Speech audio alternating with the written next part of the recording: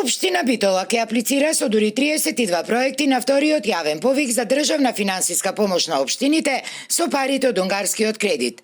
Нивната вредност е околу 13,5 милиони евра. Меѓутоа, согласно претходно утврдените критериуми за висината на средствата кои може да ги добие секоја општина, Битола има право на само 707 милиони денари, односно на околу 11,5 милиони евра. Но градоначалникот е оптимист и уверува дека кусокот од близу 2 милиони евра ќе биде обезбеден од општински пари, со единствена цел сите планирани проекти да бидат реализирани. Со 32 проекти го очекувавме новиот повик на владата. Подготвени сме да аплицираме со вкупна сума на сите проекти од околу 707 милиони денари. Тоа е максималниот износ кој би ни следувал како општина, а проектите се во висина од 830 милиони денари и истите планираме да ги дофинансираме. Станува збор за значајни инфраструктурни проекти.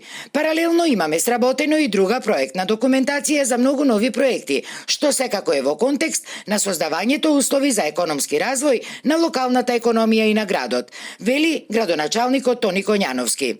И додека се очекуваат парите за новите проекти, во Битола забрзано се работи и на други градежни фронтови. Освен што се интензивираат градежните работи на модерниот влез во Битола кон Прилеп, во некогашната општина Бистрица започна да се гради современа спортска сала во руинираната зграда од поранешниот културен дом, а кој не е во функција уште од далечната 1984 година. Бистрица ќе добие нова спортска сала со корисна површина од негде околу 370 квадратни метри и галерија од 150 на квадратни метри со сите придружни елементи кои треба да ги има еден спортски објект.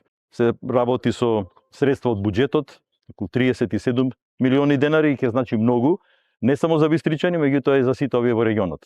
Инаку на првиот јавен повик Битола аплицираше со вкупно 17 проекти. 13 беа за патна и подземна инфраструктура, 3 проекти беа за спортски објекти и 1 проект беше наменет за образовен објект.